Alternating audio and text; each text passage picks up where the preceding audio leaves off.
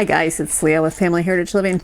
It is super cold outside here, and I was enjoying a little bit of time just sitting and feeling the fire and started to read an article, so I thought I would share the article with you folks. This article is written about a time in the late 1800s, early 1900s, and it's just kind of an array of different memories that the author has. I was having a good time reading it because some of the things she says in the article mirror in similar ways, only different, things that my family and I have to do. I hope you guys enjoy this article.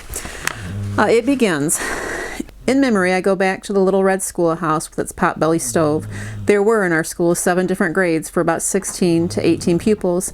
How the one teacher worked in all the classes in one day is hard to understand now, but she did a good job of it with the time left for either a spelling bee or a program on Friday afternoon. It was then that we were challenged to improve our spelling, to learn to recite a poem properly, speak a piece, or sing a song. Our water supply at school consisted of 2 pupils carrying a bucket to a nearby farm and bringing back drinking water. There was no water for washing our hands. The plumbing consisted of 2 small buildings at the side of the school lot. There was no playground equipment. We made our own games, and on rainy days we played in the coal house. One winter the teacher boarded at our house. At that time we walked to school. A few years previous my brother rode to school in a school carriage drawn by a strong road horse. That was before the school was open closer to home. Later we were hauled in a school wagon by a team of horses to the village school after consolidation. I can remember the cold, snowy winter of 1918 when this same team pulled farm bobsled equipments with a wagon box. The bottom was well covered with straw, and we stood up and held a horse blanket around us from the waist down. We stamped our feet to try to keep warm as the team kicked hard pellets of snow back in our faces. Sally, Sally, Sally, Sally, wake up, wake up. Thank you. Some of the big kids walked or ran behind the sled to try to keep warm. The village school had a cold water heating system and outside plumbing, so we never got warm until we got home. Many days I sat in school with my heavy wool coat on all day long. Those days were before there were refrigeration in rural homes.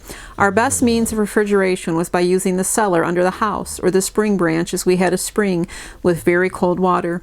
This spring furnished our drinking water too. As a very small child, I remember going with my grandmother to the cellar while she skimmed the milk that rested in the jars on huge boards hung from the log floor joist of the floor above. The boards were hung by wire to keep the rats from visiting the shelves. The moist, hard-packed dirt floor was very cool to my hot little bare feet on summer's days.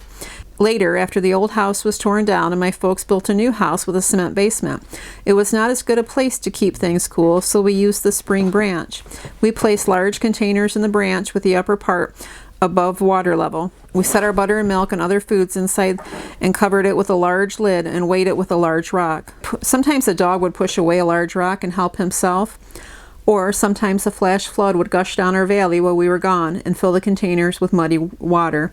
On a visit to my aunt's, I saw a real modern refrigeration system. She had a very nice spring house over her spring and part of the spring branch. The cool, fresh water bubbled up into a cement enclosure and ran away through a cement trough. In the shallow trough, my aunt placed her butter without being covered and allowed the cool water to pass over it. Other perishable foods were placed in proper containers. Snowplows were unheard of in those days. A team and a bobsled were used to open roads. In 1918, they pulled the same outfit on top of drifts as they were crushed hard enough to hold up the horses. After the roads were open, my dad would set the sleigh ready to go for a ride. Sleigh bells were put on the horses, and away we would go to the tune of many tinkering bells. We had a very steep hill on the road past our house, where we and all the neighboring children spent many happy hours coasting. There was no traffic to make the road unsafe. When I was older, we formed in parties on cold winter nights and traveled on foot to a neighboring pond to skate. Sometimes the moon shone white on the wintry snow, but other nights we carried lanterns to light our way. Our entertainment in the winter for the whole family, we would have play parties or taffy pulls. Sometimes we went in bobsleds for many miles to these parties. We would heat rocks on the coal stove to place our feet to keep us warm. I remember going to town in the buggy on cold winter nights. My dad placed a narrow board across the bed of the buggy just behind the dashboard for us children to sit on. Then they bundled us up with blankets, as this was before snowsuits. My mother tied a loose wool veil over my face to keep from catching cold. When we got to town, my breath had collected and frozen the veil until it was as stiff as a board. This same conveyance was used in the summer, and often I've seen splattered with mud and had the horses' wet tails flailing my head as we traveled along. The cold nights necessitated taking a heated footstone to bed with us. Mine was a piece of polished soapstone, about a foot square and an inch thick, with a heavy wire handle.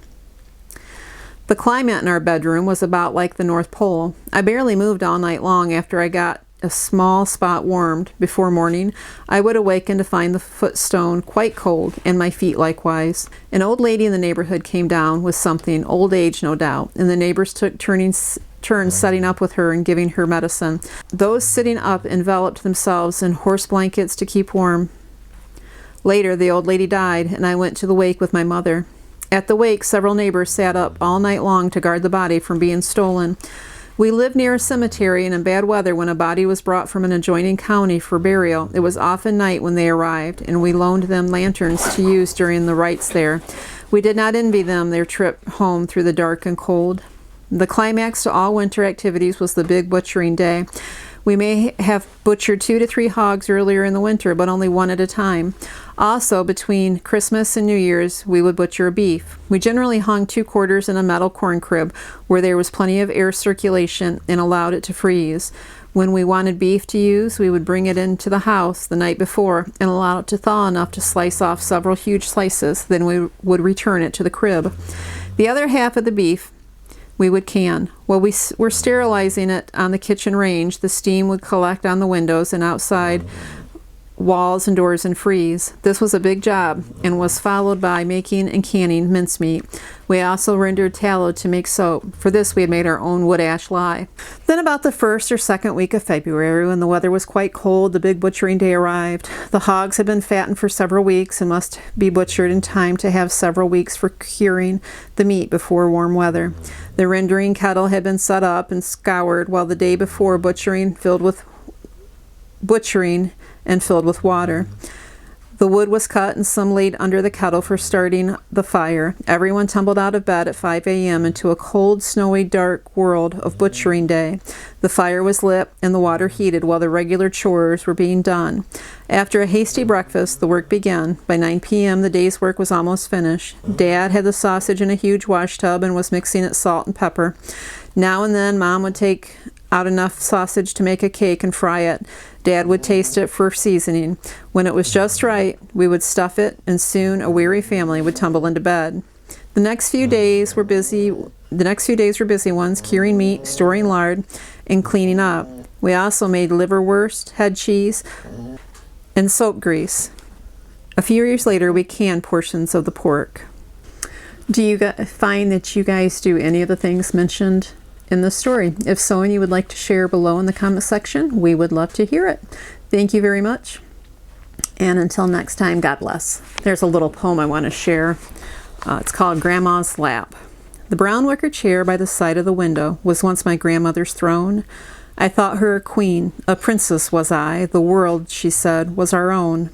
She told me of lands that I could not see, of oceans wild with a boom. The conch shell that she clutched sang a magic song. The sea roared outside our room. The years came and went. My horizons grew. The conch shell then lay aside. My grandmother left for an unknown land. Her chair stopped rocking and died. Since that long ago, I have toured the world and found that the whirling map is but a mosaic of lands and seas I dreamed of in Grandma's lap.